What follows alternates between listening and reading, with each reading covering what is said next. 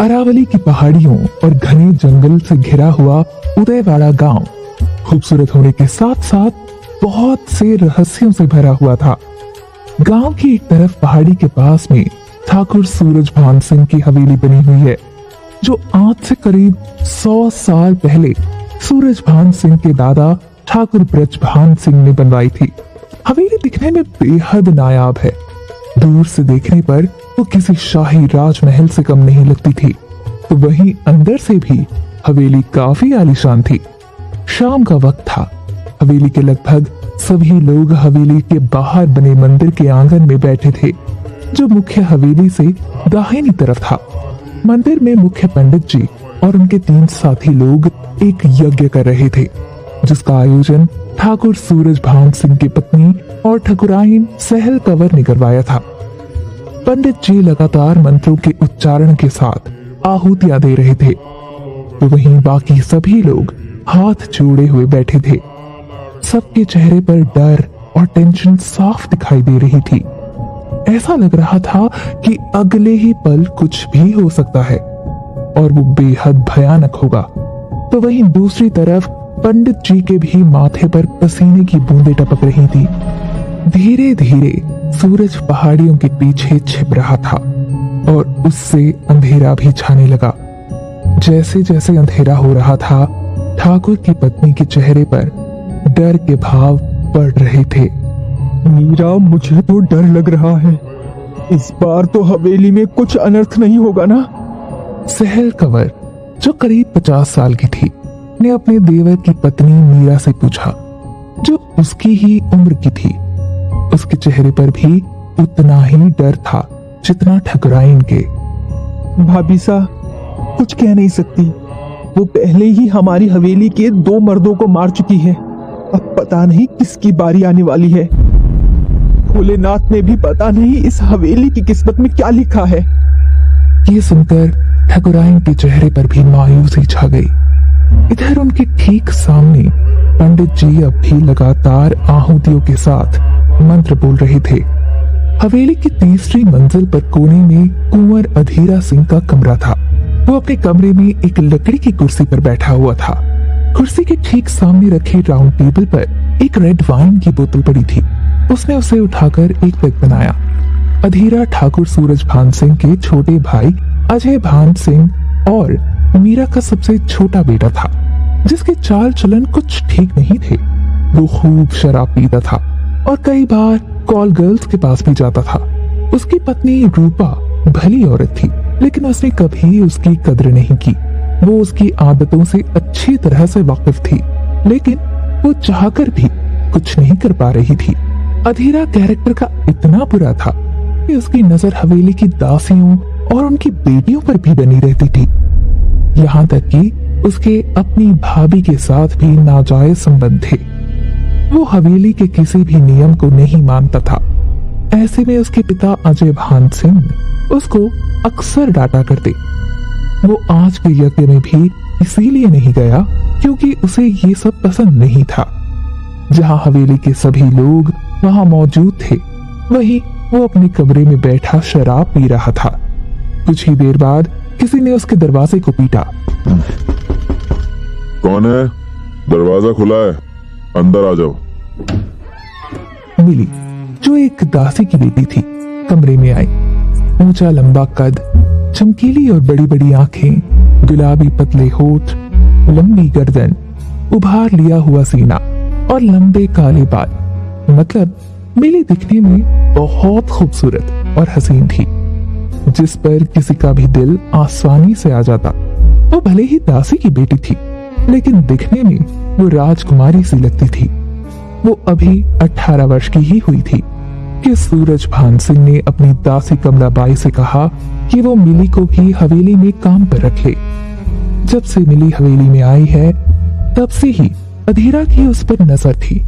वो उसको छुप छुप कर देखता रहता था और उसके साथ सोने के मौके को तलाश कर रहा था। अधीरा उसके क्लीवेज को घूर रहा था। अरे मिली, तुम आओ आओ। वो कुंवर सा, मुझे रूपा भाभी सा ने कहा था कि मैं आपकी मालिश कर दूं। उन्होंने बताया आपको पीठ दर्द की शिकायत है।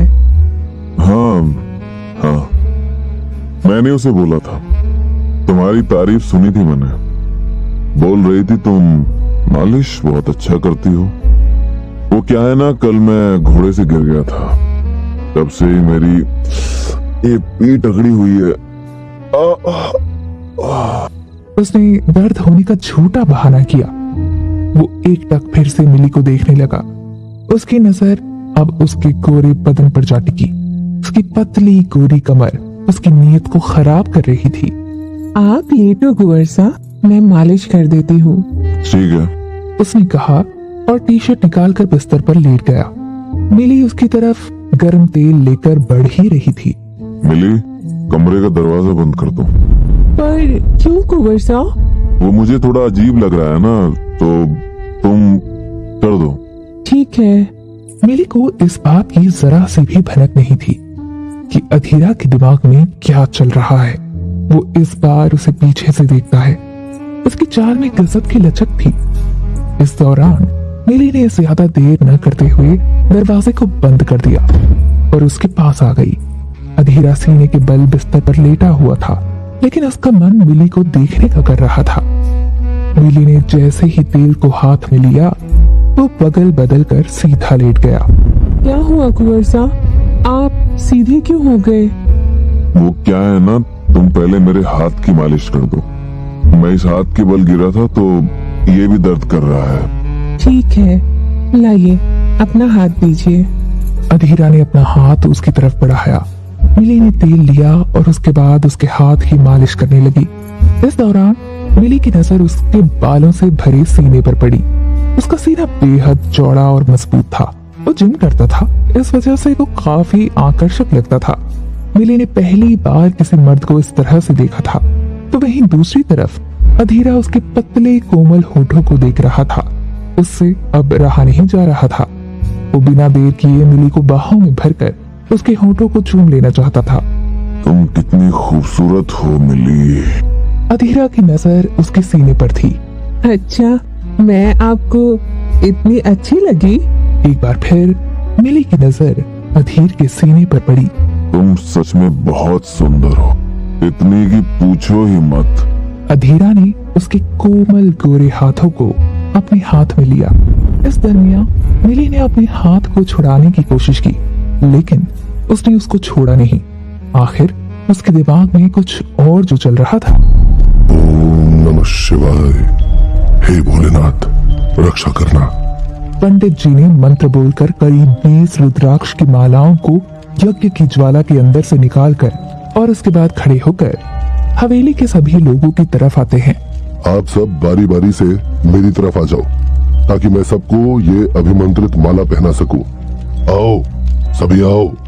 बड़े ठाकुर दुर्जन सिंह यानी ठाकुर सूरज भान सिंह के पिता ने सबसे कहा, जिसके बाद सब एक एक करके पंडित जी की तरफ जाने लगे। पंडित जी ने बारी बारी से सबको माला पहना दी। कुछ देर बाद उन्हें आभास हुआ कि हवेली के सभी लोगों ने माला नहीं पहनी है। सहल बेटी, मुझे ऐसा क्यों लग रहा है कि हवेली में कुछ लोग अब भी माला पहनने से बाकी रह गए हैं? जी पंडित जी, वो मेरे पति रह गए हैं, उन्होंने आने से मना कर दिया। मीरा, तुमने अपने बेटे को बिगाड़ रखा है। अधीरा क्यों नहीं आना चाहता है? गुस्से में जैसे ही बड़े ठाकुर ने कहा, अधीरा की माँ की नजरें नीचे झुक गई। वो बाबा साहब, जब मैंने उनसे कहा तो उन्होंने कहा उन्हें पीठ दर्द की शिकायत है। वो बोले मैं माला यही लेके आ जाऊं। यही वजह थी कि मैंने मिली को उनकी मालिश करने के लिए भेज दिया। क्या कहा तुमने बेटा? मिली? पंडित जी के चेहरे पर डर ने जगह ले ली थी। अरे बोलो तो सही कुछ। मिली उसके कमरे में गई है क्या? हाँ पंडित जी, वो उनकी मालिश करने गई है। हे भोलेनाथ, कहीं गलती तो? पंडित जी का पूरा बदन कांपने लगा। कल्कि का नाम सुनते ही बाकी लोगों का चेहरा भी डर के मारे पीला पड़ गया। आखिर पंडित जी के चेहरे पर इतना डर क्यों था? हवेली में ऐसा क्या है जिसके लिए यज्ञ करवाया जा रहा है? और आखिर ये कल्कि कौन है जिसका नाम सुनकर सब इतना डर गए? जानने के लिए कहानी का अगला भाग सुनें।